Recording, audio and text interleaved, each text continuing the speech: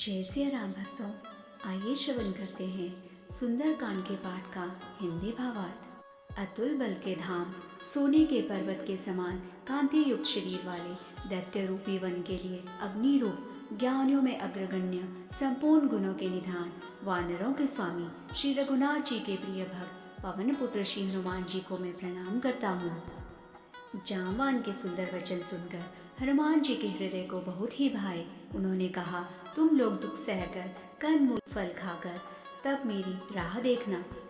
जब तक मैं सीता जी को देखकर लौट न आऊं, काम अवश्य होगा, क्योंकि मुझे बहुत ही हर्ष हो रहा है। यह कहकर और सबको मस्तक नवाकर तथा हृदय में श्री रघुनाथ जी को धारण करके हनुमान जी हर्षित होकर चले।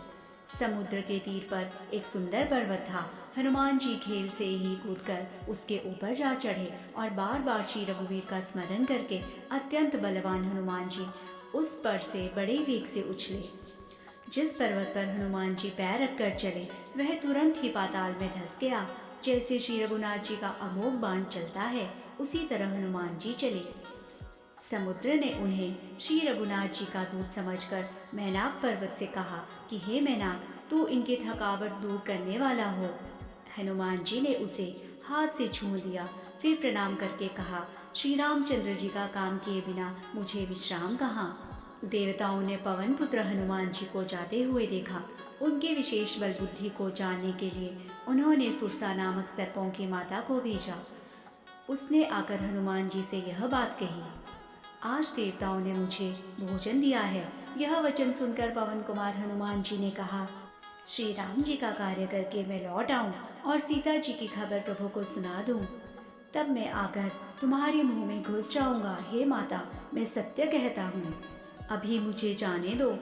जब किसी भी उपाय से उसने जाने नहीं दिया, तब हनुमान जी ने कहा, तो फिर मुझे खा लो। उसने योजन भर मुंह फैलाया, तब हनुमान जी ने अपने शरीर को उससे दुना बढ़ा लिया। उसने 16 योजन का मुख किया। हनुमान जी तुरंत ही 32 योजन के हो गए।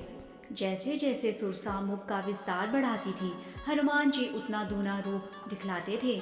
उसने 100 योजन मुख किया, तब हनुमान जी ने बहुत ही छोटा रूप धारण कर लिया और उसके मुख में घुसकर फिर बाहर निकल आई और उसे सिर नवाकर विदा मांगने लगे। उसने कहा, मैंने तुम्हारे बुद्धि बल का भेद पा लिया, जिसके लिए देवताओं ने मुझे भेजा था।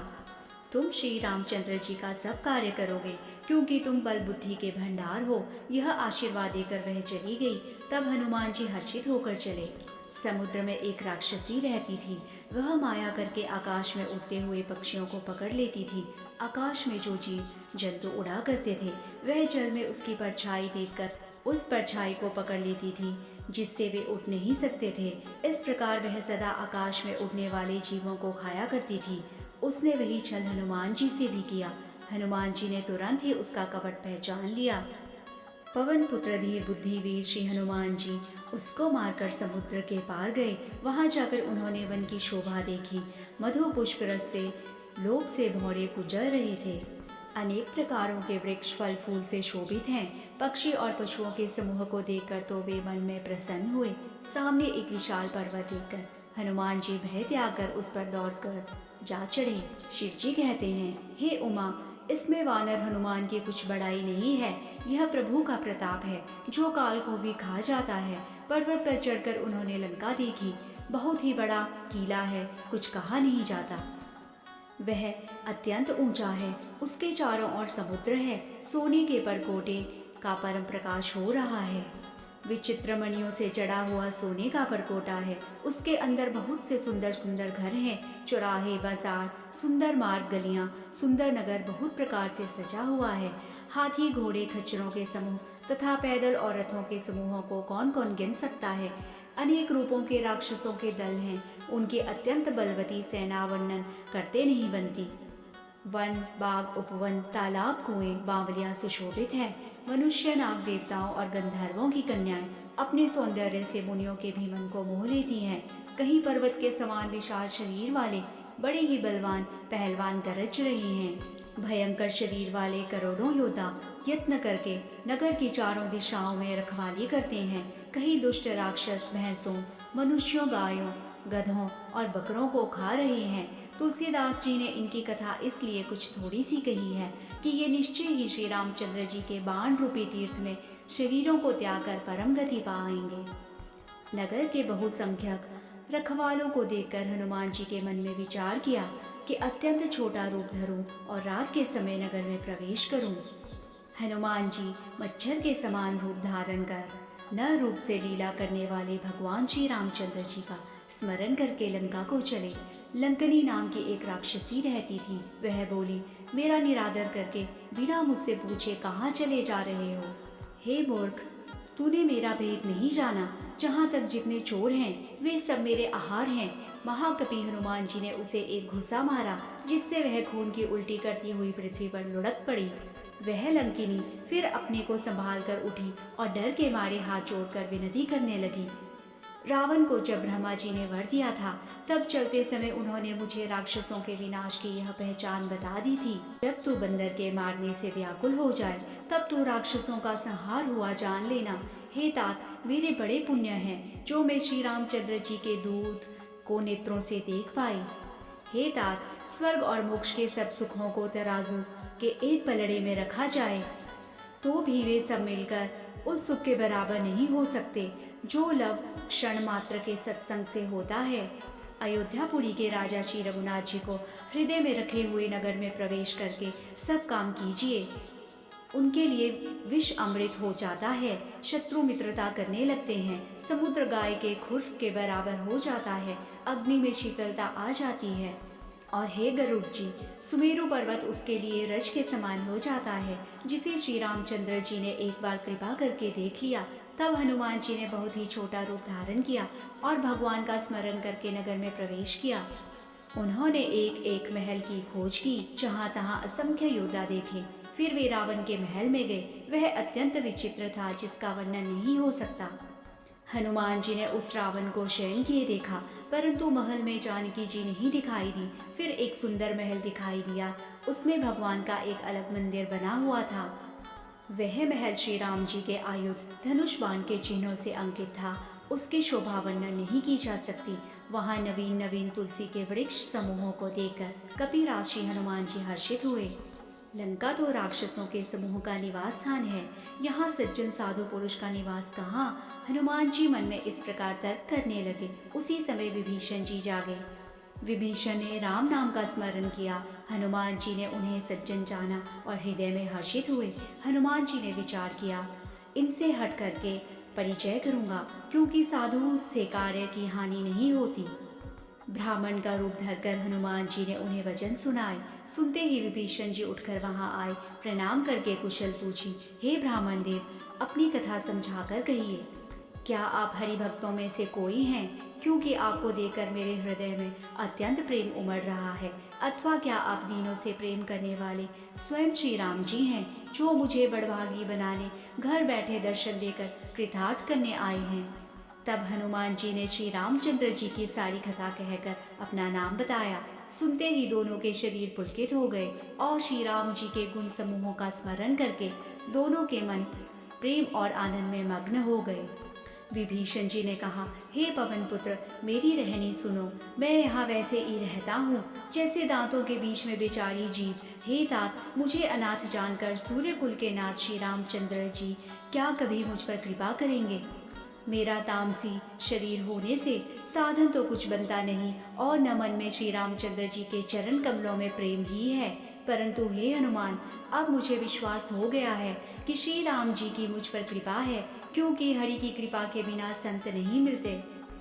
जब श्री रघुवीर ने कृपा की है तभी तो आपने मुझे हट करके दर्शन दिए हैं। हनुमान जी ने कहा, हे विभीषण जी, प्रभु की यही रीति है कि वे सेवक पर सदा ही प्रेम किया करते हैं। भला कहिए, मैं ही कौन बड़ा कुलीन हूँ, कौन सी बड़ी जाति का हूँ? चंचल वानर हूँ और सब प्रकार से नीच हूँ। प्रातः काल जो हम बंदरों को नाम ले लें तो उस दिन उसे भोजन ना मिले। हे सखा सुनिए, मैं ऐसा अधम हूँ, पर श्री रामचंद्र जी ने तो मुझ पर भी कृपा ही की है। भगवान के गुणों का स्मरण करके हनुमान जी के दोनों नेत्रों में प्रेम अश्रुओं का जल भर आया। जो जानते हुए भी ऐसे स्वामी को भुलाकर भटकते फिरते हैं, वे दुखी क्यों न हो। इस प्रकार श्री राम जी के गुण समूहों को कहते हुए उन्होंने परम शांति प्राप्त की। फिर विभीषण जी ने श्री जानकी जी का जिस प्रकार लंका में रहती थी वह सब कथा कही। तब हनुमान जी ने कहा, हे भाई सुनो, मैं जानकी माता को देखना चाहता हूँ। विभीषण जी ने सब युक्तियां कह सुनाई। तब हनुमान जी विदा लेकर चले। फिर वहीं रूप धरकर वहां गए जहां अशोक वन में सीता जी रहती थी। सीता जी को देखकर हनुमान जी ने उन्हें मन ही मन प्रणाम किया। उन्हें बैठे ही बैठे रात्रि के चारों पहर बीत जाते हैं। शरीर दुबला हो गया है, सिर पर जटाओं की एक लट है। हृदय में श्री रघुनाथ जी के गुण समूहों का जाप स्मरण करती रहती हैं। श्री जानकी जी के नेत्रों को अपने चरणों में लगाए हुए और मन श्री राम जी के चरण कमलों में लीन है। जानकी जी को दीन दुखी देकर पवन पुत्र हनुमान जी बहुत ही दुखी हुए। हनुमान जी वृक्ष के पत्तों में छिप रहे और विचार करने लगे, क्या करूं, इनका दुख दूर कैसे करूं। उसी समय बहुत सी स्त्रियों को साथ लिए सज धज कर रावण वहां आया। उस दुष्ट ने सीता जी को बहुत प्रकार से समझाया, साम दान भय और भेद दिखलाया। रावण ने कहा, हे सुमुखी, हे सयानी, मंदोदरी आदि सब रानियों को मैं तुम्हारी दासी बना दूंगा। यह मेरा प्रण है, तुम एक बार मेरी ओर देखो तो सही। अपने परम स्नेही कौशलाधीश श्री रामचंद्र जी का स्मरण करके जानकी जी तिनके की आड़ करके कहने लगी, हे दशमुख, जुगनू ने प्रकाश से कभी कमलनी खिल सकती है। जानकी जी फिर कहती हैं, तू अपने लिए भी ऐसा ही मन में समझ ले। दुष्ट, तुझे श्री रघुवीर के बाण की खबर नहीं है। अरे पापी, तू मुझे सूने में हर लाया है। निर्लज, तुझे लज्जा नहीं आती। अपने को जुगनू के समान और रामचंद्र जी को सूर्य के समान सुनकर और सीता जी के कठोर वचनों को सुनकर रावण तलवार निकालकर बड़े गुस्से में आकर बोला, सीता, तूने मेरा अपमान किया है। मैं तेरा सिर इस कठोर कृपाण से काट डालूंगा। नहीं तो अभी भी जल्दी मेरी बात मान ले, नहीं तो जीवन से हाथ धोना पड़ेगा। सीता जी ने कहा, हे दशग्रीव, प्रभु की भुजा जो श्याम कमल की माला के समान सुंदर और हाथी की सूंड के समान है, या तो वह भुजा ही मेरे कंठ में पड़ेगी या तेरी भयानक तलवार ही। यही मेरा सच्चा प्रण है। सीता जी कहती हैं, हे चंद्रहास तलवार, श्री रघुनाथ जी के विरह की अग्नि से उत्पन्न मेरी बड़ी भारी जलन को तू हर ले। हे तलवार, तू शीतल, तीव्र और श्रेष्ठ धारा बहाती है, तू मेरे दुख के बोझ को हर ले। सीता जी के ये वचन सुनते ही वह मारने दौड़ा। तब मैं दानव की पुत्री मंदोदरी ने नीति कहकर उसे समझाया। तब रावण ने सब दासियों को बुलाकर कहा कि जाकर सीता को बहुत प्रकार से भय दिखलाओ। यदि महीने भर में यह कहा ना माने तो मैं इसे तलवार निकालकर मार डालूंगा। ऐसा कहकर रावण घर चला गया। यहाँ राक्षसियों के समूह बहुत से बुरे रूप धरकर सीता जी को भय दिखलाने लगे। उनमें एक त्रिजटा नाम की राक्षसी थी। उसकी श्री रामचंद्र जी के चरणों में प्रीति थी और वह ज्ञान में निपुण थी। उसने सबों को बुलाकर अपना स्वप्न सुनाया और कहा, सीता जी की सेवा करके अपना कल्याण कर लो। स्वप्न में मैंने देखा है, एक बंदर ने लंका जला दी, राक्षसों की सारी सेना मार डाली गई। रावण नंगा है और गधे पर सवार है, उसके सिर मुंडे हुए हैं, 20 भुजाएं कटी हुई हैं। इस प्रकार से वह दक्षिण दिशा को जा रहा है और मानो लंका विभीषण ने पाई है। नगर में श्री रामचंद्र जी की दुहाई फिर गई। तब प्रभु ने सीता जी को बुला भेजा। इसके बाद वे सब इधर उधर चली गई। सीता जी मन में सोच करने लगी कि 1 महीना बीत जाने पर नीच राक्षस रावण मुझे मार डालेगा। सीता जी हाथ जोड़कर त्रिजटा से बोली, हे माता, तू मेरी विपत्ति की संगनी है, जल्दी कोई ऐसा उपाय कर जिससे मैं शरीर छोड़ सकूं। विरह असह्य हो चला है, अब यह सहा नहीं जाता। काठ लाकर चिता बनाकर सजा दे, हे माता, फिर उसमें आग लगा दे। तू मेरी प्रीति को सत्य कर दे। रावण की शूल के समान दुख देने वाली वाणी कानों से कौन सुने। सीता जी के वचन सुनकर त्रिजटा ने चरण पकड़कर उन्हें समझाया और प्रभु का प्रताप बल और शूयस सुनाया। सुनो, रात्रि के समय आग नहीं मिलेगी, ऐसा कहकर वह अपने घर चली गई। सीता जी मन ही मन कहने लगी, क्या करूं विधाता, विधाता ही विपरीत हो गया। न आग मिलेगी न पीड़ा मिटेगी। आकाश में अंगारे प्रकट दिखाई दे रहे हैं पर पृथ्वी पर एक भी तारा नहीं आता। चंद्रमा अग्निमय है, किंतु वह भी मानो मुझे हतभागिनी जानकर आग नहीं बरसाता। हे अशोक वृक्ष, मेरी विनती सुन, मेरा शोक हर ले और अपना अशोक नाम सत्य कर। तेरे नए नए कोमल पत्ते अग्नि के समान है। अग्नि दे, विरह रोग का अंत मत कर।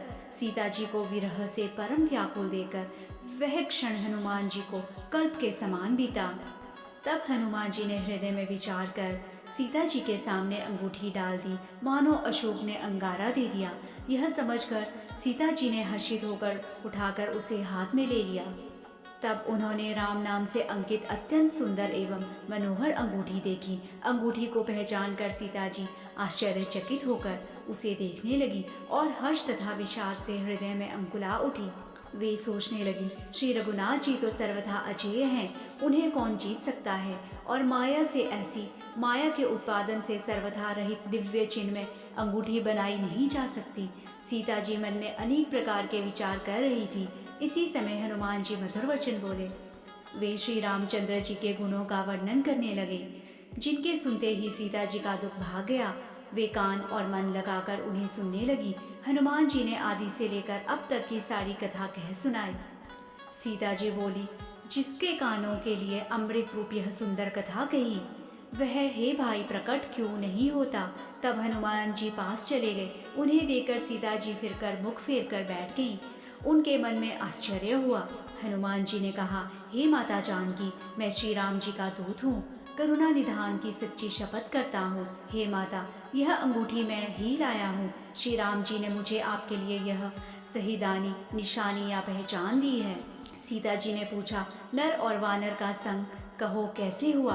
तब हनुमान जी ने जैसे संग हुआ था वह सब कथा कही। हनुमान जी के प्रेम वक्त वचन सुनकर सीता जी के मन में विश्वास उत्पन्न हो गया। उन्होंने जान लिया कि यह मन वचन और कर्म से कृपा सागर श्री रघुनाथ जी का दास है। भगवान का जन सेवक जानकर अत्यंत गाढ़ी प्रीति हो गई। नेत्रों में प्रेम अश्रु जल भर आया और शरीर अत्यंत पुलकित हो गया। सीता जी ने कहा, हे हनुमान, विरह सागर में डूबती हुई मुझको तुम जहाज हुए। मैं बलिहारी जाती हूँ। आप छोटे भाई लक्ष्मण जी सहित घर के शत्रु सुखदाम प्रभु का कुशल मंगल कहो। श्री रघुनाथ जी तो कोमल हृदय और कृपालु हैं। फिर हे हनुमान, उन्होंने किस कारण यह निष्ठुरता धारण कर ली है। सेवक को सुख देना उनके स्वाभाविक बान है। वे श्री रघुनाथ जी क्या कभी मेरी भी याद करते हैं? क्या कभी उनके कोमल सांवले अंगों को देखकर मेरे नेत्र शीतल होंगे? मुंह से वचन नहीं निकलता, नेत्रों में विरह के आंसुओं का जल भर आया। बड़े दुख से वे बोली, हाँ नाथ, आपने मुझे बिल्कुल ही भुला दिया। सीता जी को विरह से परम व्याकुल देकर हनुमान जी कोमल और विनीत वचन बोले, माता, सुंदर कृपा के धाम प्रभु भाई लक्ष्मण जी के सहित कुशल हैं, परंतु आपके दुख से दुखी हैं। हे माता, मन में गलानी न मानिए। श्री रामचंद्र जी के हृदय में आपसे दूना प्रेम है। अब धीरज धरकर श्री रघुनाथ जी का संदेश सुनिए। ऐसा कहकर हनुमान जी प्रेम से गदगद हो गए। उनके नेत्रों में अश्रु से जल भर आया।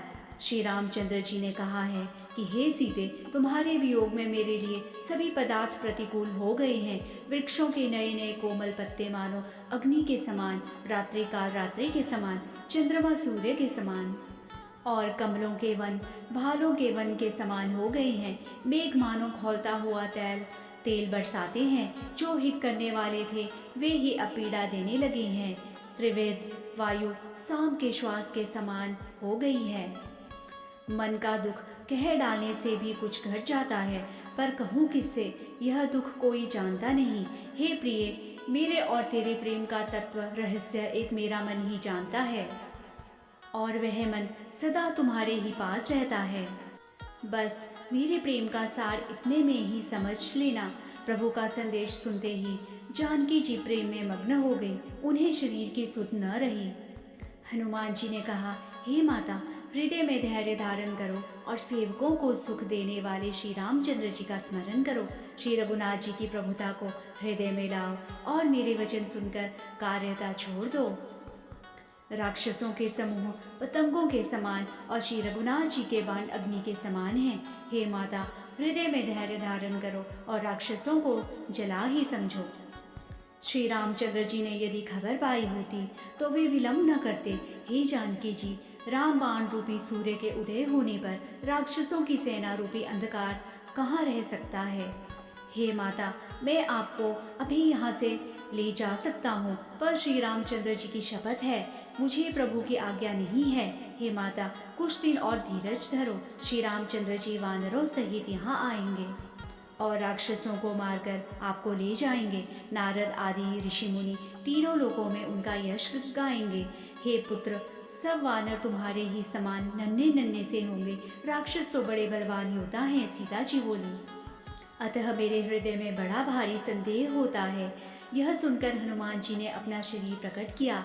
सोने के पर्वत सुमेरु के आकार का अत्यंत विशाल शरीर था, जो युद्ध में शत्रुओं के हृदय में भय उत्पन्न करने वाला अत्यंत बलवान और वीर था। तब उसे देखकर सीता जी के मन में विश्वास हुआ। हनुमान जी ने फिर छोटा रूप धारण कर लिया। हनुमान जी ने कहा, हे माता, वानरों में बहुत बल बुद्धि नहीं होती, परंतु प्रभु के प्रताप से बहुत छोटा सर्प भी गरुड़ को खा सकता है। अत्यंत निर्बल भी महान बलवान को मार सकता है। भक्ति, प्रताप, तेज और बल से सनी हुई हनुमान जी की वाणी सुनकर सीता जी के मन में संतोष हुआ।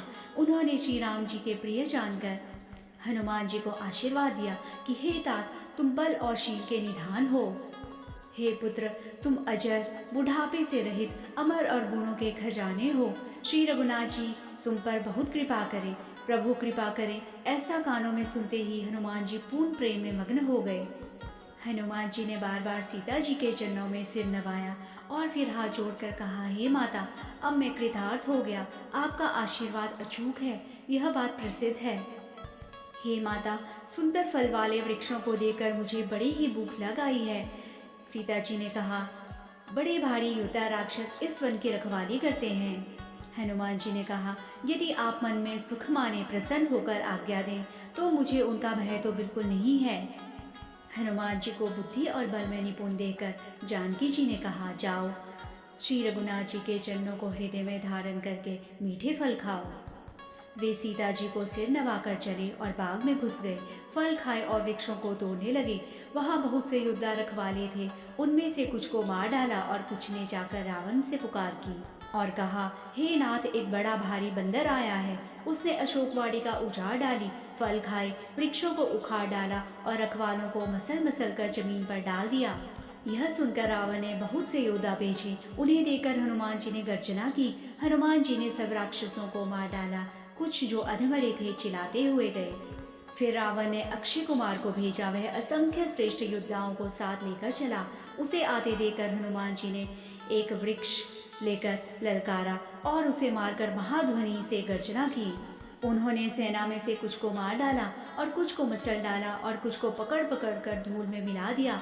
कुछ ने फिर जाकर पुकार की कि हे प्रभु, बंदर बहुत ही बलवान है।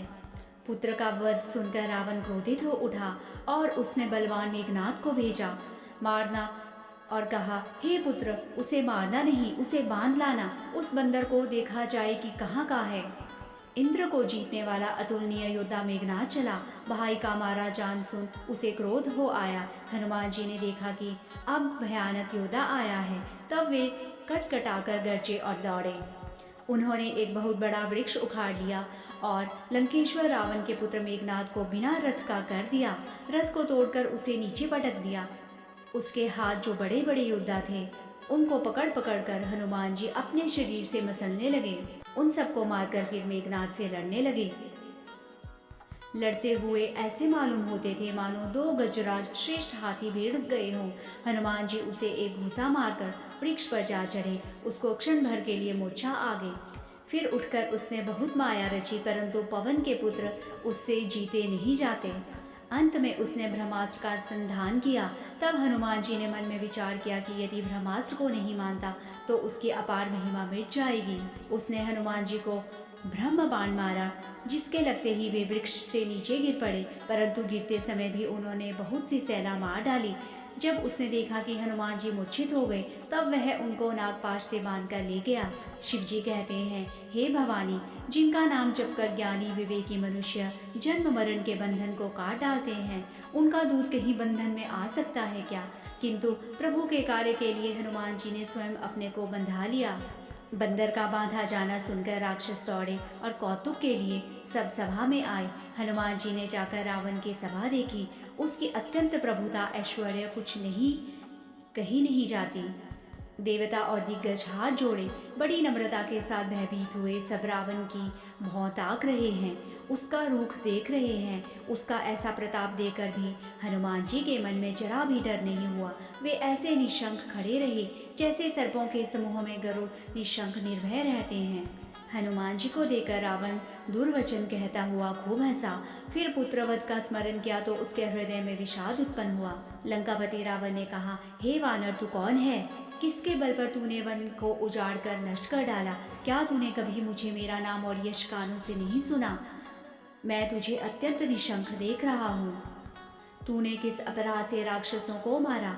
अरे मूर्ख, क्या तुझे प्राण जाने का भय नहीं है? हनुमान जी ने कहा, हे रावण, सुन, जिसका बल पाकर माया संपूर्ण ब्रह्मांडों के समूहों की रचना करती है, जिनके बल से हे दशीष ब्रह्मा विष्णु महेश सृष्टि का सृजन पालन और संहार करते हैं, जिनके बल से सहस्त्र मुख फणों वाले शेष जी पर्वत और वन सहित समस्त ब्रह्मांड को सिर पर धारण करते हैं, जो देवताओं की रक्षा के लिए नाना प्रकार की देह धारण करते हैं, और जो तुम्हारे जैसे मूर्खों को शिक्षा देने वाले हैं, जिन्होंने शिव जी के कठोर धनुष को तोड़ डाला और उसी के साथ राजाओं के समूह का गर्व चूर्ण कर दिया, जिन्होंने खरदूषण, त्रिशिरा और बाली को मार डाला, जो सबके सब अतुलनीय बलवान थे, जिनके लेश मात्र बल से तुमने समस्त चराचर जगत को जीत लिया और जिनकी प्रिय पत्नी को तुम चोरी से हर लाए हो, मैं उन्हीं का दूत हूँ।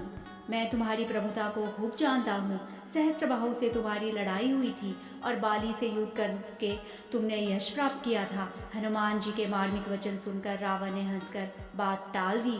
हे राक्षसों के स्वामी, मुझे भूख लगी थी, इसलिए मैंने फल खाए और वानर स्वभाव के कारण वृक्ष तोड़े। हे निशाचरों के मालिक, देह सबको परम प्रिय है। कुमार पर चलने वाले दुष्ट राक्षस जब मुझे मारने लगे, तब जिन्होंने मुझे मारा उनको मैंने भी मारा। उस पर तुम्हारे पुत्र ने मुझको बांध लिया, किंतु मुझे अपने बांधे जाने की कुछ भी लज्जा नहीं है। मैं तो अपने प्रभु का कार्य करना चाहता हूँ। हे रावण, मैं हाथ जोड़कर तुमसे विनती करता हूँ, तुम अभिमान छोड़कर मेरी सीख सुनो।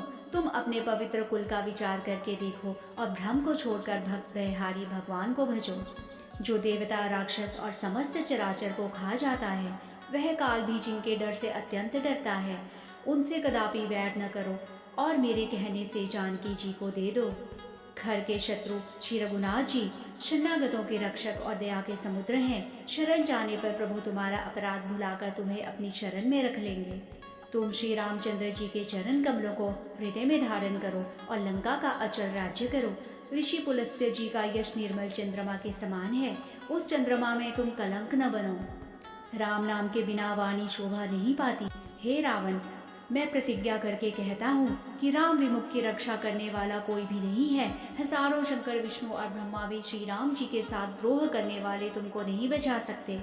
मोह जिनका मूल है, ऐसे प्रभु पीड़ा देने वाले तम रूप अभिमान का त्याग कर दो और रघुकुल के स्वामी, कृपा के समुद्र भगवान श्री रामचंद्र जी का भजन करो। यद्यपि हनुमान जी ने भक्त, ज्ञान, वैराग्य और नीति से सनी हुई बहुत ही हित की वाणी कही, तो भी वह महान अभिमानी रावण बहुत हंसकर बोला कि हमें यह बंदर बड़ा ज्ञानी गुरु मिला, और कहा, हे दुष्ट, तेरी मृत्यु निकट आ गई है, मुझे शिक्षा देने चला है। हनुमान जी ने कहा, इससे उल्टा ही होगा। यह तेरा मति भ्रम बुद्धि का फेर है, मैंने प्रत्यक्ष जान लिया है। हनुमान जी के वचन सुनकर वह बहुत ही कुपित हो गया और बोला, इस मूर्ख का प्राण शीघ्र ही क्यों न हर लेते। सुनते ही राक्षस उन्हें मारने दौड़े और उसी समय मंत्रियों के साथ विभीषण जी वहां आए। उन्होंने सिर निवाकर और बहुत विनय करके रावण से कहा कि दूत को मारना नहीं चाहिए, यह नीति के विरुद्ध है। हे गोसाई, कोई दूसरा दंड दिया जाए। सबने कहा, यह सलाह उत्तम है। यह सुनते ही रावण हंसकर बोला, बंदर को अंग भंग करके भेज दिया जाए। बंदर की ममता पूंछ पर होती है, अतः तेल में कपड़ा डुबोकर इसे इसकी पूंछ में बांधकर फिर आग लगा दो। जब बिना पूंछ का यह बंदर वहां अपने स्वामी के पास जाएगा, तब यह मूर्ख अपने मालिक को साथ ले आएगा, जिनकी इसने बहुत बड़ाई की है। मैं जरा उनकी प्रभुता तो देख लूं। यह वचन सुनते ही हनुमान जी मन में मुस्कुराए और मन ही मन बोले, मैं जान गया सरस्वती जी इसे ऐसी बुद्धि देने में सहायक हुई हैं। रावण के वचन सुनकर मूर्ख राक्षस वहीं पूंछ में आग लगाने की तैयारी करने लगे। पूंछ के लपेटने में इतना कपड़ा और घी तेल लगा कि नगर में कपड़ा, घी और तेल नहीं रह गया। हनुमान जी ने ऐसा खेल किया कि पूंछ बढ़ गई, लंबी हो गई। नगरवासी लोग तमाशा देखने आए। वे हनुमान जी को पैर से ठोकर मारते हैं और उनकी हंसी करते हैं। ढोल बजाते हैं, सब लोग तालियां पीटते हैं। हनुमान जी को नगर में फिराकर फिर पूंछ में आग लगा दी। अग्नि को जलते हुए देखकर हनुमान जी तुरंत ही बहुत छोटे रूप में हो गए। बंधन से निकलकर वे सोने की अटारियों पर जा चढ़े। उनको देखकर राक्षसों की स्त्रियां भयभीत हो गई। उस समय भगवान की प्रेरणा से 49 पवन चलने लगे। हनुमान जी अट्टहास करके गरजे और बढ़कर आकाश से जा लगे। देह बड़ी विशाल परंतु बहुत ही हल्की फुर्तीली है। वे दौड़कर एक महल से दूसरे महल पर चढ़ जाते हैं। नगर जल रहा है, लोग बेहाल हो गए हैं। आग की करोड़ों भयंकर लपटें झपट रही हैं। हनुमान जी ने एक ही क्षण में सारा नगर जला डाला। एक विभीषण का घर ही बचा।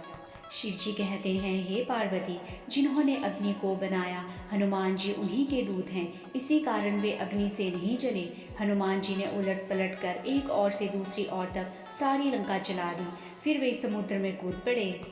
पूंछ बुझाकर थकावट दूर करके और फिर छोटा सा रूप धारण कर हनुमान जी श्री जानकी जी के सामने हाथ जोड़कर जा खड़े हुए और कहा, हे माता, मुझे कोई पहचान दीजिए जैसे श्री रघुनाथ जी ने मुझे दिया था। तब सीता जी ने चूड़ामणि उतार कर दी। हनुमान जी ने उसको हर्षपूर्वक ले लिया और कहा, मेरा प्रणाम निवेदन करना और इस प्रकार कहना, हे प्रभु, यद्यपि आप सब प्रकार से पूर्ण काम हैं, आपको किसी प्रकार की कामना नहीं है, तथापि दुखियों पर दया करना आपका विरध है और मैं दीन हूँ। अतः उस विरध को याद करके हे नाथ, मेरे भारी संकट को दूर कीजिए। हे हनुमान, इंद्र पुत्र जयंत की कथा सुनाना और प्रभु को उनके बाण का प्रताप समझाना। यदि महीने भर में नाथ न आए तो फिर मुझे जीती न पाएंगे। हे हनुमान, कहो मैं किस प्रकार प्राण रखूं? तुम भी अब जाने को कह रहे हो। तुमको देखकर छाती ठंडी हुई थी, फिर मुझे वही दिन और वही रात। हनुमान जी ने जानकी जी को समझाकर बहुत प्रकार से धीरज दिया और उनके चरण कमलों में सिर नवाकर श्री राम जी के पास गमन किया। चलते समय उन्होंने महाध्वनि से भारी गर्जन किया, जिसे सुनकर राक्षसों की स्त्रियों के गर्भ गिरने लगे। समुद्र लांघकर वे इस पार आए और उन्होंने वानरों को किलकिला शब्द हर्षध्वनि सुनाया। हनुमान जी को देखकर सब हर्षित हो गए और तब वानरों ने अपना नया जन्म समझा। हनुमान जी का मुख प्रसन्न है और शरीर में तेज विराजमान है, जिससे उन्होंने समझ लिया ये श्री रामचंद्र जी का कार्य कर आए हैं। सब हनुमान जी से मिले और बहुत ही सुखी हुए, जैसे तड़पती हुई मछली को जल मिल गया हो। सब हर्षित होकर नए नए इतिहास पूछते कहते हुए श्री रघुनाथ जी के पास चले। तब सब लोग मधुवन के भीतर आए और अंगद की सम्मति से सबने मधुर फल खाए। जब रखवाले बरसने लगे तब घूसों की मार मारते ही सब रखवाले भाग गए। उन सब ने जाकर पुकारा कि युवराज अंगद वन उजाड़ रहे हैं। यह सुनकर सुग्रीव हर्षित हुए कि वानर प्रभु का कार्य कर आए हैं। यदि सीता जी की खबर न पाई होती तो क्या वे मधुवन के फल खा सकते थे?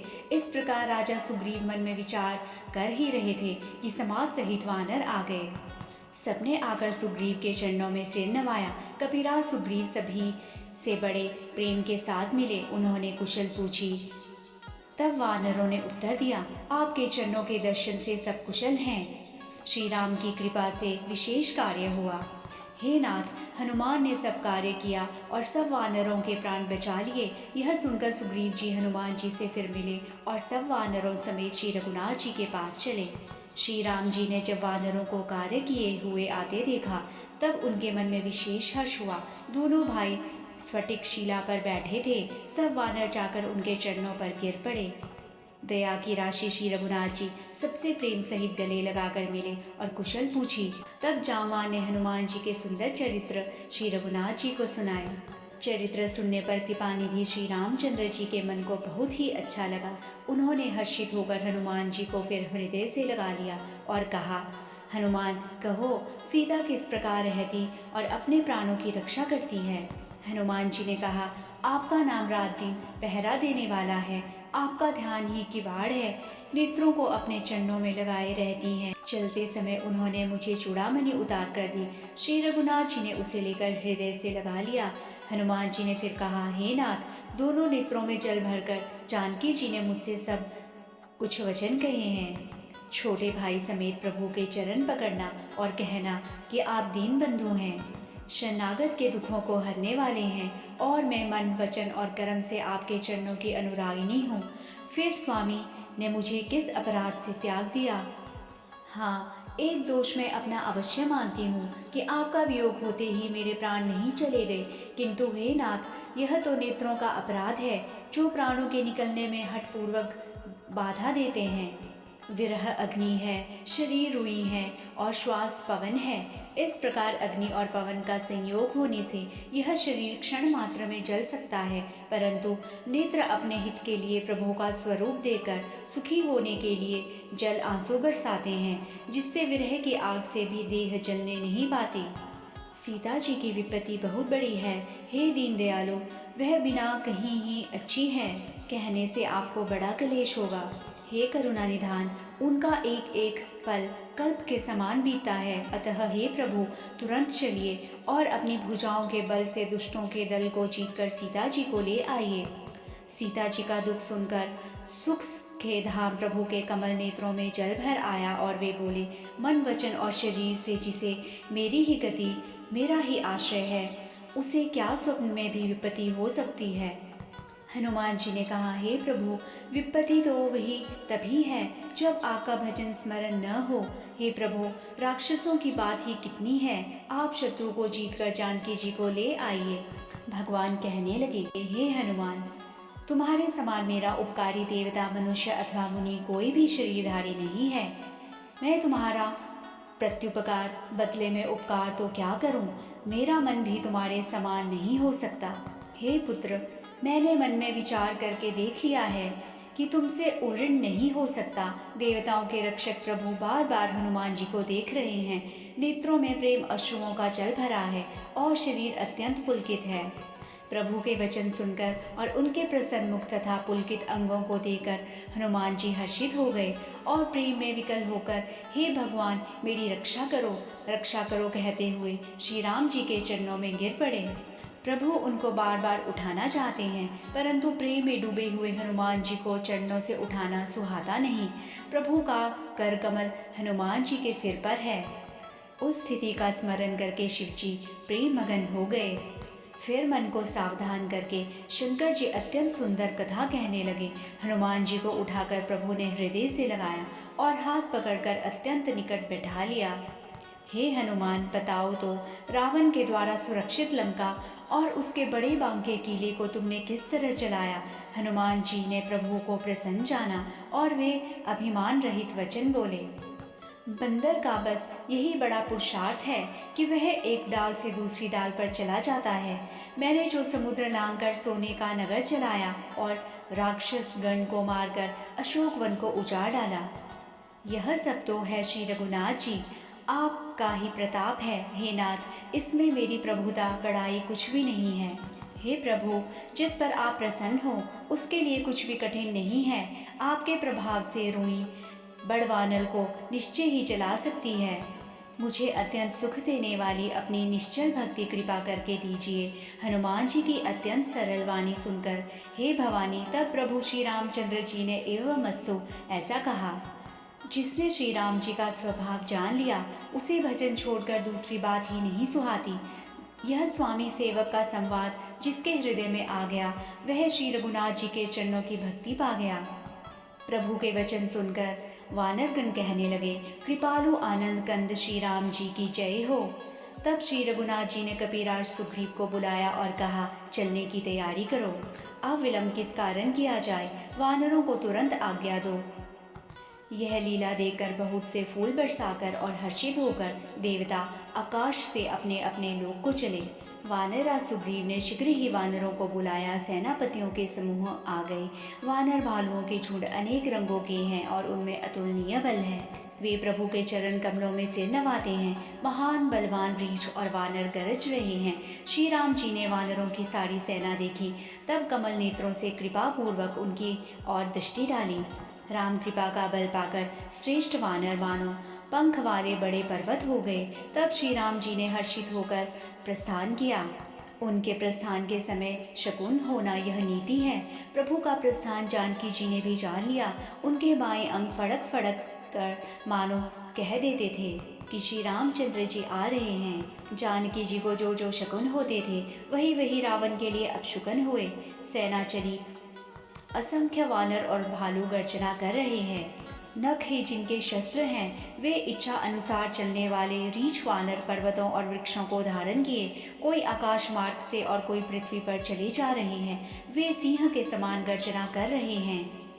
उनके चलने और गर्जने से दिशाओं के हाथी विचलित होकर चिंगाड़ रहे हैं। पृथ्वी डोलने लगी, पर्वत चंचल हो गए और समुद्र खलबला उठे। गंधर्व, देवता, मुनि, नाग, किन्नर सब के सब मन में हर्षित हुए कि अब हमारे दुख टल गए। अनेकों करोड़ भयानक वानर योद्धा कटकटा रहे हैं और करोड़ों ही दौड़ रहे हैं। प्रबल प्रताप कौशलानाथ श्री रामचंद्र जी की जय हो, ऐसा पुकारते हुए वे गुणगान कर रहे हैं। उदार सर्पराशेष जी भी सेना का बोझ नहीं सह सकते। वे बार बार मोहित हो जाते हैं और पुनः पुनः कच्छप की कठोर पीठ को दांतों से पकड़ते हैं। ऐसा करते वे ऐसे शोभा दे रहे हैं मानो श्री रामचंद्र जी की सुंदर प्रस्थान यात्रा को परम सुहावनी जानकर उसकी अचल पवित्र कथा को सर्पराज शेष जी कच्छप की पीठ पर लिख रहे हों। इस प्रकार कृपा निधान श्री रामचंद्र जी समुद्र तट पर जा उतरे। अनेकों रीछ वानर वहीं जहां तहां फल खाने लगे। वहां लंका में जब हनुमान जी लंका को जलाकर गए, तब से राक्षस भयभीत रहने लगे। अपने अपने घरों में सब विचार करते हैं कि अब राक्षस कुल की रक्षा का उपाय नहीं है। जिसके दूत का बल वर्णन नहीं किया जा सकता, उसके स्वयं नगर में आने पर कौन भलाई है। नगरवासियों के वचन को सुनकर मंदोदरी बहुत ही व्याकुल हो गई। वह एकांत में हाथ जोड़कर पति के चरणों में लगी और नीति रस में पगी हुई वाणी बोली, हे प्रियतम, श्री हरि से विरोध छोड़ दीजिए। मेरे कहने को अत्यंत ही हितकर जानकर हृदय में धारण कीजिए। जिनके दूध की करनी का विचार करते ही राक्षसों की स्त्रियों के गर्भ गिर जाते हैं। हे प्यारे स्वामी, यदि भला चाहते हैं तो अपने मंत्री को बुलाकर उसके साथ उनकी स्त्री को भेज दीजिए। श्री राम जी के बाण सर्पों के समूह के समान है और राक्षसों के समूह मेंढक के समान। जब तक वे इन्हें ग्रस नहीं लेते, तब तक हट छोड़कर उपाय कर लीजिए। मूर्ख और जगत प्रसिद्ध अभिमानी रावण कानों से उसकी वाणी सुनकर खूब हंसा और बोला, स्त्रियों का स्वभाव सचमुच ही बहुत डरपोक होता है। मंगल में भी भय करती हो। तुम्हारा हृदय बहुत ही कमजोर है। यदि वानरों की सेना आएगी तो बेचारे राक्षस उसे खाकर अपना जीवन निर्वाह करेंगे। लोकपाल भी जिसके डर से कांपते हैं, उसकी स्त्री डरती हो, यह बड़ी हंसी की बात है। रावण ने ऐसा कहकर हंसकर उसे हृदय से लगा लिया और ममता बढ़ाकर वह सभा में चला गया। से ही वह सभा में जाकर बैठा, उसने ऐसी खबर पाई कि शत्रु की सारी सेना समुद्र के उस पार आ गई है। उसने मंत्रियों से पूछा कि उचित सलाह कीजिए। रावण के लिए भी वही सहायता संयोग आ बना है। मंत्री उसे सुना सुनाकर मुंह पर स्तुति करते हैं। इसी समय अवसर जानकर विभीषण जी आए। उन्होंने बड़े भाई के चरणों में सिर झुकाया और आज्ञा पाकर वे वचन बोले, हे कृपाल, जब आपने मुझसे बात राय पूछी ही है तो मैं अपनी बुद्धि के अनुसार आपके हित की बात कहता हूँ। जो मनुष्य अपना कल्याण, सुंदर यश, सुबुद्धि, शुभ गति और नाना प्रकार के सुख चाहता हो, वह पर स्त्री के ललाट को चौथ के चंद्रमा की तरह त्याग दे। 14 भुवनों का एक ही स्वामी हो, वह भी जीवों से वैर करके ठहर नहीं सकता, नष्ट हो जाता है। जो मनुष्य गुणों का समुद्र और चतुर हो, उसे चाहे थोड़ा भी लोभ क्यों न हो तो भी कोई भला नहीं कहता। काम, क्रोध, मद और लोभ ये सब नरक के रास्ते हैं। इन सबको छोड़कर श्री रामचंद्र जी को भजिए, जिन्हें संत सत्पुरुष भजते हैं। हे तात, राम मनुष्यों के ही राजा नहीं है, वे समस्त लोगों के स्वामी और काल के भी काल हैं। वे संपूर्ण ऐश्वर्य, यश, श्री धर्म, वैराग्य एवं ज्ञान के भंडार भगवान हैं। वे निरामय, अजन्मे, व्यापक, अजेय, अनादि और अनंत ब्रह्म हैं। उन कृपा के समुद्र भगवान ने पृथ्वी, ब्राह्मण, गौ और देवताओं का हित करने के लिए ही मनुष्य शरीर धारण किया है। हे भाई सुनिए, वे सेवकों को आनंद देने वाले, दुष्टों के समूह का नाश करने वाले और वेद तथा धर्म की रक्षा करने वाले हैं। वैर त्याग कर उन्हें मस्तक नवाइए। वे श्री रघुनाथ जी शरणागत का दुख नाश करने वाले हैं। उन प्रभु सर्वेश्वर को जानकी जी दे दीजिए और बिना ही कारण स्नेह करने वाले श्री राम जी को भजिए, जिसे संपूर्ण जगत से द्रोह करने का पाप लगा है। शरण जाने पर प्रभु उसका भी त्याग नहीं करते, जिसका नाम तीनों तापों को नाश करने वाला है। वे ही भगवान मनुष्य रूप में प्रकट हुए हैं। हे रावण, हृदय में यह समझ लीजिए, मैं बार बार आपके चरण लगता हूँ और विनती करता हूँ कि मान, मोह और मद को त्याग कर आप कौशलपति श्री राम जी का भजन कीजिए। और विभीषण जी हाथ जोड़कर फिर कहने लगे, हे नाथ, पुराण और वेद ऐसा कहते हैं कि अच्छी बुद्धि और कुबुद्धि सबके हृदय में रहती है। जहाँ सुबुद्धि है वहाँ नाना प्रकार की संपदाएं रहती है, और जहाँ कुबुद्धि है वहाँ परिणाम में विपत्ति रहती है। आपके हृदय में उल्टी बुद्धि आ बसी है, इसी से आप हित को अहित और शत्रु को मित्र मान रहे हैं। जो राक्षस कुल के लिए काल रात्रि हैं, उन सीता पर आपकी बड़ी प्रीति है। मैं चरण पकड़कर आपसे भीख मांगता हूँ, आप मेरी विनय सुनिए। श्री राम जी को सीता जी दे दीजिए, जिसमें आपका अहित न हो। विभीषण ने पंडितों, पुराणों और वेदों द्वारा समस्त वाणी से नीति बखान कर कही, पर उसे सुनते ही रावण क्रोधित होकर उठा और बोला कि दुष्ट, अब मृत्यु तेरे निकट आ गई है। तू मेरे ही अंश से पल रहा है और पक्ष तुझे शत्रु का ही अच्छा लगता है। अरे दुष्ट, जगत में ऐसा कौन है जिसे मैंने अपनी भुजाओं के बल से न जीता हो। मेरे नगर में रहकर प्रेम करता है तपस्वियों पर, उन्हीं से जा मिल और उन्हीं को नीति बता। ऐसा कहकर रावण ने उन्हें लात मारी, परंतु छोटे भाई विभीषण ने लात मारने पर भी बार बार उनके चरण ही पकड़े। शिव जी कहते हैं, हे उमा, संत की यही बड़ाई महिमा है कि वे बुराई करने पर भी बुराई करने वालों की भलाई ही करते हैं। आप मेरे पिता के समान हैं। मुझे मारा तो अच्छा ही किया, परंतु हे नाथ, आपका भला श्री राम जी को भजने में ही है। विभीषण ने कहा। इतना कहकर विभीषण अपने मंत्रियों को साथ लेकर आकाश मार्ग में गई और सबको सुनाकर वे ऐसा कहने लगे, श्री राम जी सत्य संकल्प एवं सर्वसमर्थ प्रभु है, और हे रावण, तुम्हारी सभा काल के वश है, अतः मैं अब श्री रघुवीर के शरण में जाता हूँ, मुझे दोष न देना। ऐसा कहकर विभीषण जी जैसे ही चले वैसे ही सब राक्षस आयुहीन हो गए। साधु का अपमान तुरंत ही संपूर्ण कल्याण की हानि कर देता है। रावण ने जिस क्षण विभीषण को त्यागा, उसी क्षण वह अभागा वैभव से हीन हो गया। विभीषण जी हर्षित होकर मन में अनेकों मनोरथ करते हुए श्री रघुनाथ जी के पास चले और सोचते हैं, मैं जाकर भगवान के कोमल और लाल वर्ण के सुंदर चरण कमलों के दर्शन करूंगा, जो सेवकों को सुख देने वाले हैं, जिन चरणों का स्पर्श पाकर ऋषि पत्नी अहिल्या तर गई और जो दंडक वन को पवित्र करने वाले हैं, जिन चरणों को जानकी जी ने हृदय में धारण कर रखा है, जो कपट मृग के साथ पृथ्वी पर दौड़े थे और जो चरण कमल साक्षात शिव जी के हृदय रूपी सरोवर में विराजते हैं। मेरा अहोभाग्य है कि उन्हीं को आज मैं देखूंगा। जिन चरणों की पादुकाओं में भरत जी ने अपना मन लगा रखा है, आज मैं उन्हीं चरणों को अभी जाकर इन नेत्रों से देखूंगा। इस प्रकार प्रेम सहित विचार करते हुए वे शीघ्र ही समुद्र के उस पार आ गए। वानरों ने विभीषण को आते देखा तो उन्होंने जाना कि शत्रु का कोई खास दूत है। उन्हें पहरे पर ठहराकर वे सुग्रीव के पास आए और उनको सब समाचार कहा। सुग्रीव ने श्री राम जी के पास जाकर कहा, हे रघुनाथ जी, रावण का भाई आपसे मिलने आया है। श्री रामचंद्र जी ने कहा, हे मित्र, तुम क्या समझते हो, तुम्हारी क्या राय है।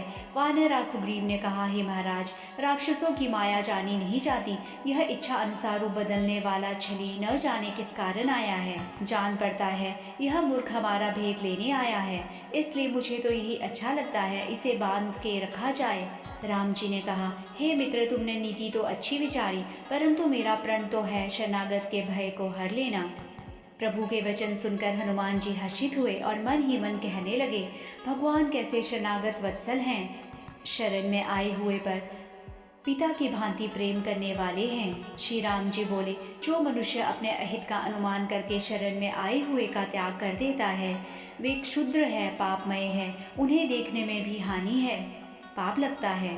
जिसे करोड़ों ब्राह्मणों की हत्या लगी हो, शरण में आने पर मैं उसे भी नहीं त्यागता। जीव ज्यों ही मेरे सन्मुख होता है त्यों ही उसके करोड़ों जन्मों के पाप नष्ट हो जाते हैं। पापी का यह सहज स्वभाव होता है कि मेरा भजन उसे कभी नहीं सुहाता। यदि वह रावण का भाई निश्चय ही दुष्ट हृदय का होता तो क्या वह मेरे सन्मुख आ सकता था। जो मनुष्य निर्मल मन का होता है वही मुझे पाता है। मुझे कपट और छल छिद्र नहीं सुहाते। यदि उसे रावण ने भेद लेने को भेजा है तब भी हे सुग्रीव, अपने को कुछ भी भय या हानि नहीं है, क्योंकि जगत में जितने भी राक्षस हैं लक्ष्मण क्षण भर में उन सबको मार सकते हैं। और यदि वह भयभीत होकर मेरी शरण में आया है तो मैं उसे प्राणों की तरह रखूंगा।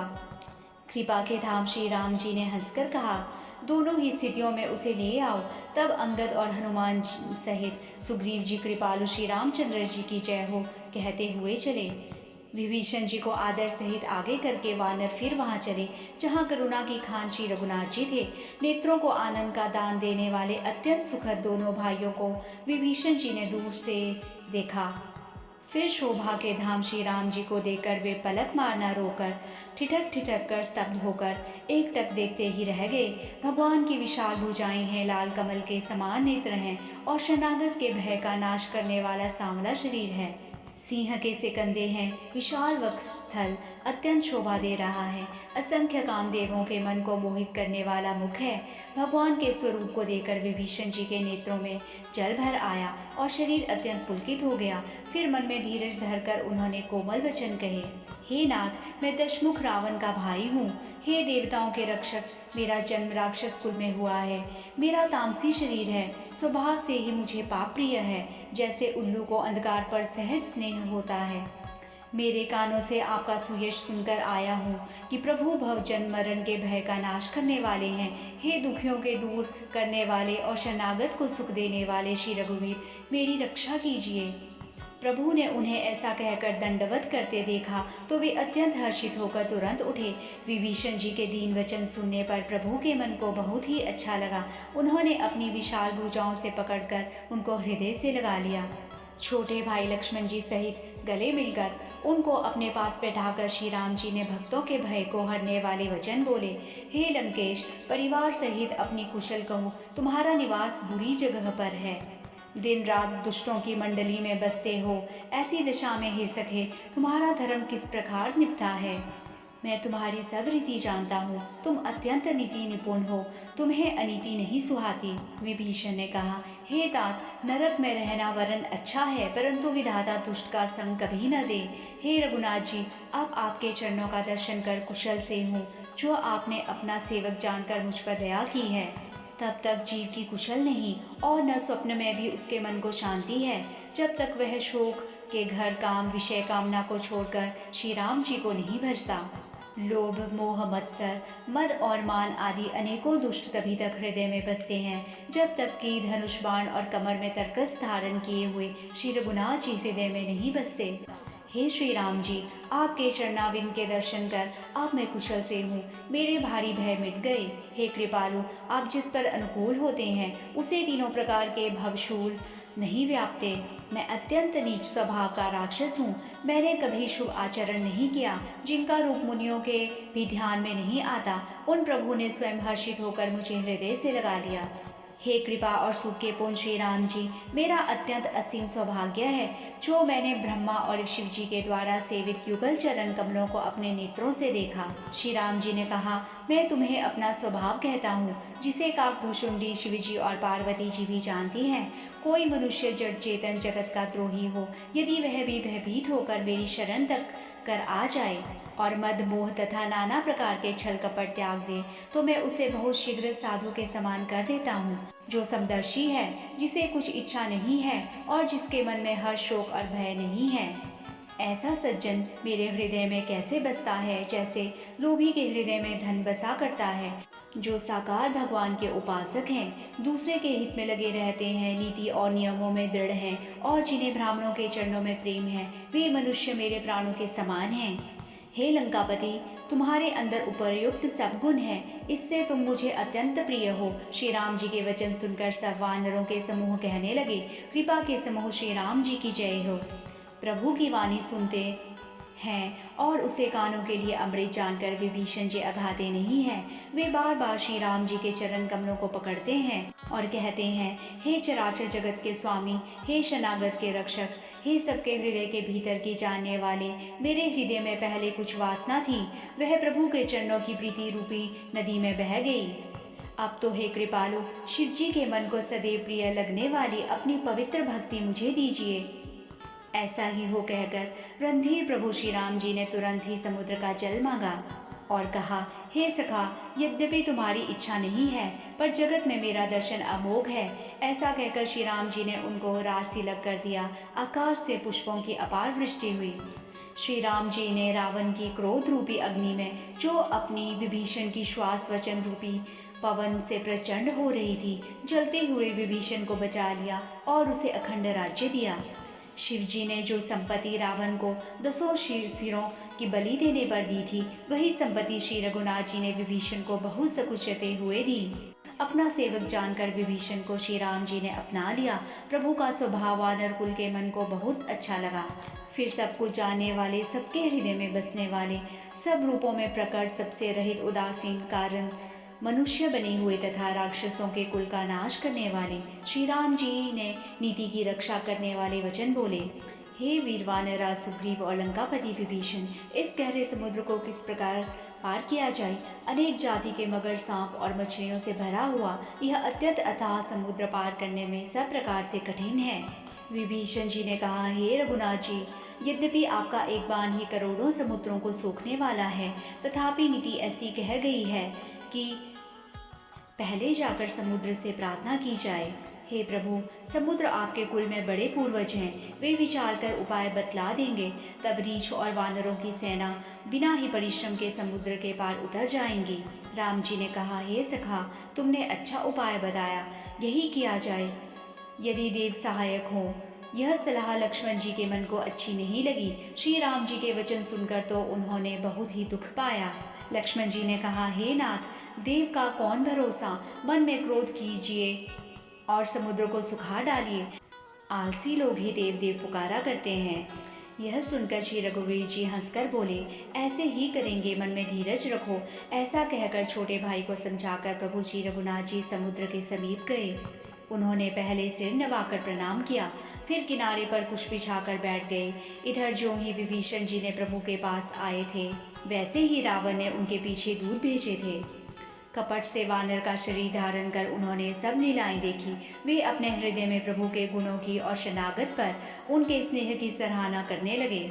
फिर वे प्रकट रूप में भी अत्यंत प्रेम के साथ श्री राम जी के स्वभाव की बढ़ाई करने लगे। उन्हें कपट वेश भूल गया।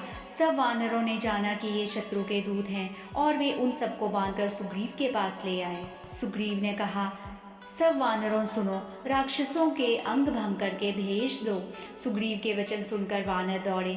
दूतों को बांधकर उन्होंने सेना के चारों ओर घुमाया।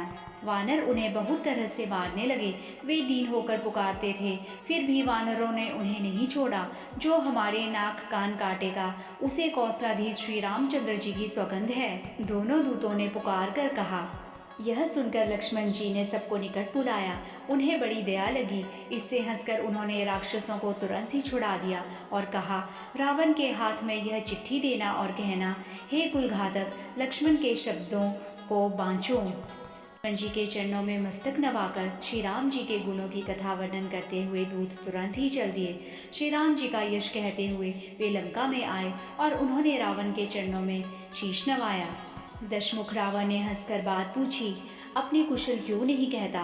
फिर उस विभीषण का समाचार सुना, मृत्यु जिसके अत्यंत निकट आ गई है। फिर उन तपस्वियों की बात बता, जिनके हृदय में मेरा बड़ा डर है। उनसे तेरी भेंट हुई या वे कानों से मेरा सुयश सुनकर ही लौट गए। शत्रु सेना का तेज और बल बताता क्यों नहीं? तेरा चित्त बहुत ही चकित भौचक्का सा हो रहा है। दूत ने कहा, हे नाथ, आपने जैसे कृपा करके पूछा है, वैसे ही क्रोध छोड़कर मेरा कहना मानिए। मेरी बात पर विश्वास कीजिए। जब आपका छोटा भाई श्री राम जी से जाकर मिला, तब उसके पहुंचते ही श्री राम जी ने उसको राज तिलक कर दिया। हम रावण के दूत हैं। यह कानों से सुनकर वानरों ने हमें बांधकर बहुत कष्ट दिए, यहाँ तक कि वे हमारे नाक कान काटने लगे। श्री राम जी का श्री राम जी की शपथ दिलाने पर कहीं उन्होंने हमको छोड़ा। हे नाथ, आपने श्री राम जी की सेना पूछी तो वह तो 100 करोड़ मुखों से भी वर्णन नहीं किया जा सकता। अनेकों रंगों के भालू वानरों की सेना है जो भयंकर मुख वाले, विशाल शरीर वाले और भयानक हैं। जिसने नगर को जलाया और आपके पुत्र अक्षय कुमार को मारा, उसका बल तो सब वानरों में थोड़ा है। असंख्य नामों वाले बड़े ही कठोर और भयंकर योद्धा हैं। उनमें असंख्य हाथियों का बल है और वे बड़े ही विशाल हैं। श्री राम जी की कृपा से उनमें अतुलनीय बल है। वे तीनों लोगों को तृण के समान तुच्छ समझते हैं। हे नाथ, उस सेना में ऐसा कोई वानर नहीं है जो आपको रण में न जीत सके। वानर भालू सहज ही शूरवीर हैं। फिर उनके सिर पर प्रभु सर्वेश्वर श्री राम जी हैं। हे रावण, वे संग्राम में करोड़ों कालों को जीत सकते हैं। श्री रामचंद्र जी का तेज, बल और बुद्धि की अधिकता को लाखों शेष भी नहीं गा सकते। वे एक ही बाण से सैकड़ों समुद्रों को सोख सकते हैं। परंतु नीति निपुण श्री राम जी ने नीति की रक्षा के लिए आपके भाई से उपाय पूछा। आपके भाई के वचन सुनकर श्री राम जी समुद्र से राह मांग रहे हैं। उनके मन में कृपा भी है। दूत के ये वचन सुनते ही रावण खूब हंसा और बोला, जब ऐसी बुद्धि है तभी तो वानरों को सहायक बनाया है। स्वाभाविक ही डरपोक विभीषण के वचन को प्रमाण करके उन्होंने समुद्र से मचलना पाल हठाना है। अरे मूर्ख, झूठी बड़ाई क्या करता है? बस मैंने शत्रु के बल और बुद्धि की थाह पा ली। दूतों ने कहा, श्री राम जी के छोटे भाई लक्ष्मण ने यह पत्रिका दी है। हे नाथ, इसे बचवाकर छाती ठंडी कीजिए। रावण ने हंसकर उसे बाएं हाथ से लिया और मंत्री को बुलवाकर वह मूर्ख उसे बचाने लगा। पत्रिका में लिखा था, अरे मूर्ख, केवल बातों से ही मन को रिझाकर अपने कुल को नष्ट भ्रष्ट न कर। श्री राम जी से विरोध करके तू विष्णु, ब्रह्मा और महेश की शरण जाने पर भी नहीं बचेगा। या तो अभिमान छोड़कर अपने छोटे भाई विभीषण की भांति प्रभु के चरण कमलों का भ्रमर बन जा, अथवा दुष्ट श्री राम जी के बाण रूपी अग्नि में परिवार सहित पतंगा हो जा। पत्रिका सुनते ही रावण मन में भयभीत हो गया, परंतु मुख से मुस्कुराता हुआ वह सबको सुनाकर कहने लगा, जैसे कोई पृथ्वी पर पड़ा हुआ हाथ से आकाश को पकड़ने की चेष्टा करता हो, वैसे ही यह छोटा तपस्वी अर्थात लक्ष्मण डींग हाँकता है। दूत ने कहा, अभिमानी स्वभाव को छोड़कर सब बातों को सत्य समझिए। क्रोध छोड़कर मेरा वचन सुनिए। हे नाथ, श्री राम जी से वैर त्याग दीजिए। यद्यपि श्री रघुवीर समस्त लोगों के स्वामी हैं, पर उनका स्वभाव अत्यंत ही कोमल है। मिलते ही प्रभु आप पर कृपा करेंगे और आपका एक भी अपराध वे हृदय में नहीं रखेंगे। जानकी जी श्री रघुनाथ जी को दे दीजिए। इतना कहना मेरा कीजिए। जब उस दूत ने जानकी जी को देने के लिए कहा, तब दुष्ट रावण ने उसको लात मारी। वह भी विभीषण की भांति चरणों में सिर निवाकर वहीं चला जहाँ कृपा सागर श्री रघुनाथ जी थे। प्रणाम करके उसने अपनी कथा सुनाई और श्री राम जी की कृपा से अपनी गति मुनि की स्वरूप पाई, अर्थात मुनि का स्वरूप पाया। शिव जी कहते हैं, हे भवानी, वह ज्ञानी मुनि था। अगस्त्य ऋषि के शाप से राक्षस हो गया था। बार बार श्री राम जी के चरणों की वंदना करके वह मुनि अपने आश्रम को चला गया। इधर 3 दिन बीत गए, किंतु जड़ समुद्र विनय नहीं मानता। तब श्री राम जी क्रोध सहित बोले, बिना भय के प्रीति नहीं होती।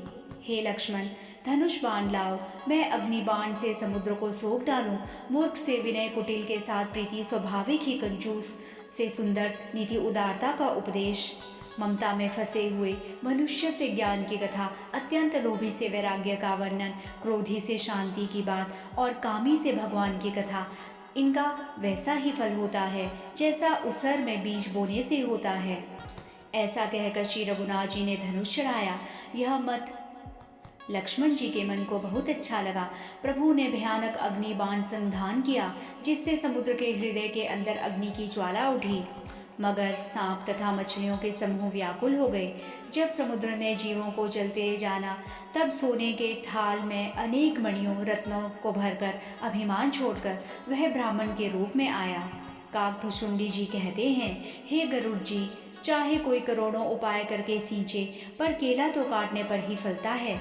नीच विनय से नहीं मानता, वह डांटने पर ही झुकता है, रास्ते पर आता है। समुद्र ने भयभीत होकर प्रभु के चरण पकड़कर कहा, हे नाथ, मेरे सब अवगुण दोष क्षमा कीजिए। आकाश, वायु, अग्नि, जल और पृथ्वी, इन सब की करनी स्वभाव से ही जड़ हैं। आपकी प्रेरणा से माया ने इन्हें सृष्टि के लिए उत्पन्न किया है। सब ग्रंथों ने यही गाया है, जिसके लिए स्वामी की जैसी आज्ञा है वह उसी प्रकार से रहने में सुख पाता है। किंतु मर्यादा जीवों का स्वभाव भी आपकी ही बनाई हुई है। ढोल, गवार, शूद्र, पशु और स्त्री, ये सब शिक्षा के अधिकारी हैं। प्रभु के प्रताप से मैं सूख जाऊंगा और सेना पार उतर जाएगी, इसमें मेरी बढ़ाई नहीं है। तथापि प्रभु की आज्ञा अपेल है, अर्थात आपकी आज्ञा का उल्लंघन नहीं हो सकता, ऐसा वेद गाते हैं। अब आपको जो अच्छा लगे मैं तुरंत वही करूं। समुद्र के अत्यंत विनीत वचन सुनकर कृपालु श्री राम जी ने मुस्कुराकर कहा, जिस प्रकार वानरों की सेना पार उतर जाए वह उपाय बताओ। समुद्र ने कहा, हे नाथ, नील और नल 2 वानर भाई हैं। उन्होंने लड़कपन में ऋषि से आशीर्वाद पाया था। उनके स्पर्श कर लेने से ही भारी भारी पहाड़ भी आपके प्रताप से समुद्र पर तैर जाएंगे। मैं भी प्रभु की प्रभुता को हृदय में धारण कर अपने बल के अनुसार सहायता करूंगा। हे नाथ, इस प्रकार समुद्र को बंधाइए जिससे तीनों लोकों में आपका सुंदर यश गाया जाए। इस बाण से मेरे उत्तर तट पर रहने वाले पाप को राशि दुष्ट मनुष्यों का वध कीजिए। कृपालु और रणधीर श्री राम जी ने समुद्र के मन की पीड़ा सुनकर उसे तुरंत ही हर लिया। श्री राम जी का भारी बल और पौरुष देखकर समुद्र हर्षित होकर सुखी हो गया। उसने उन दुष्टों का सारा चरित्र प्रभु को कह सुनाया। फिर चरणों की वंदना करके समुद्र चला गया। यह चरित्र कलयुग के पापों को हरने वाला है। इसे तुलसीदास जी ने अपने बुद्धि के अनुसार गाया है।